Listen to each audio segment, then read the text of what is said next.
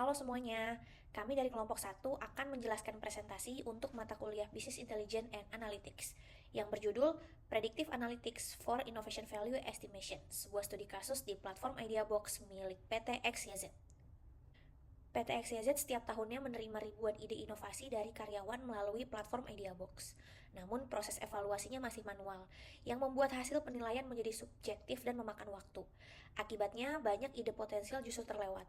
Tantangan utama di sini adalah bagaimana memilih ide terbaik secara efisien dan juga objektif. Proses evaluasi ide di IdeaBox terdiri dari 5 tahap, dimulai dari submission melalui form, lalu kelengkapan dokumen akan diseleksi oleh evaluator di tahap assessment. Kemudian, ide-ide yang lolos akan masuk tahap selection dan diinkubasi untuk dikembangkan lebih lanjut. Terakhir, ide di handover untuk diimplementasikan. Tujuan utama penelitian ini adalah mengklasifikasikan ide berdasarkan efisiensi dan potensi pasar. Kita akan estimasi market size menggunakan TAM, SAM, dan SOM, serta mengukur cost efisiensi tiap ide. Total ada 1.880 data sampel dari tahun 2021 sampai 2024 yang akan kami analisa. Framework utama yang kami gunakan adalah CRISP-DM.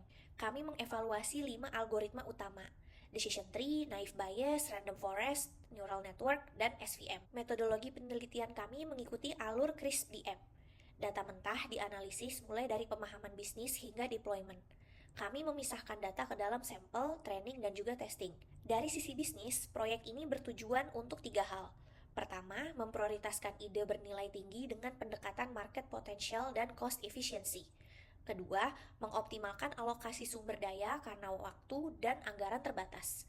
Dan ketiga, memperbaiki objektivitas serta skalabilitas proses evaluasi ide melalui teknologi predictive analytics.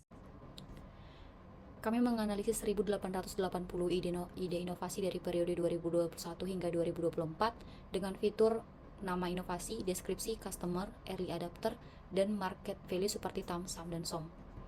Kemudian kami memprepare data dengan melakukan cleansing data dan membagi data menjadi 2 bagian, 80% train dan 20% test.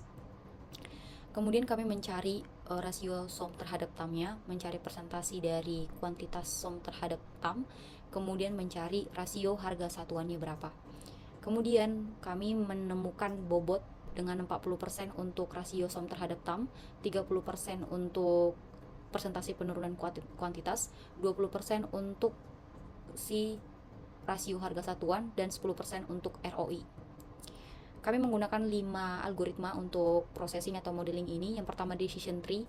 Di sini kami menemukan akurasi tertinggi di 2023, kemudian naive bayes ada di tahun 2023, Random Forest ada di tahun 2024, Neural Network juga tertinggi tahun 2024 akurasinya, dan SVM tertinggi akurasinya di tahun 2022. Maka dari kelima algoritma ini yang kami gunakan, kami menemukan akurasi dan AUC paling tinggi yaitu di algoritma Neural Network, yaitu di tahun 2024 sebesar 94,26% dengan AUC 0,971.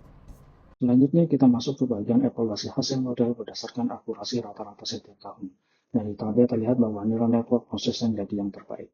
Selain itu, dari hasil klasifikasi ide juga terdapat dihasilkan 12% ide dengan kategori efisien, 55,27% tergolong fairly efisien, dan sisanya adalah kategori inefisien. Ini menegaskan pentingnya penggunaan model prediktif untuk menyaring ide-ide terbaik secara objektif dan efisien. Model neural network memberikan hasil terbaik dengan akurasi 83,57% dan nilai AUC sebesar 925. Ini menunjukkan kemampuan dalam mengenali pola yang kompleks pada data. Model ini kemudian kami integrasikan ke dalam platform IdeaBox untuk membantu proses evaluasi secara otomatis, mempercepat mengambil keputusan, dan mengurangi risiko finansial dari ide yang kurang efisien. Secara bisnis, dampaknya sangat signifikan. Pertama, proses screening menjadi lebih cepat dan objektif. Kedua, evaluasi menjadi subjektif dan minim bias. Ketiga, model ini membantu perusahaan memprioritaskan ide dengan nilai ROI tertinggi. Dan keempat, ini sejalan dengan misi Digital Amoeba dalam mendorong transformasi digital di lingkungan PT XYZ. Kesimpulannya, model ini mampu mengklasifikasikan ide inovasi secara efektif dan objektif. Neural network terbukti paling akurat, sedangkan naive bayes unggul dari sisi AUC. Untuk langkah selanjutnya, kami merekomendasikan implementasi model terbaik ke platform EDBox, penambahan data biaya aktual untuk prediksi ROI yang lebih akurat, pelatihan ulang model secara berkala, pengembangan dashboard visualisasi, dan perluas fitur dengan data kualitatif, seperti TAN, Advanced Scores, dan lainnya. Demikian presentasi dari kelompok 1. Kami berharap pemaparan ini dapat memberikan wawasan yang bermanfaat serta menjadi kontribusi yang positif dalam pengembangan evaluasi inovasi berbasis data. Terima kasih atas perhatian dan kesempatan.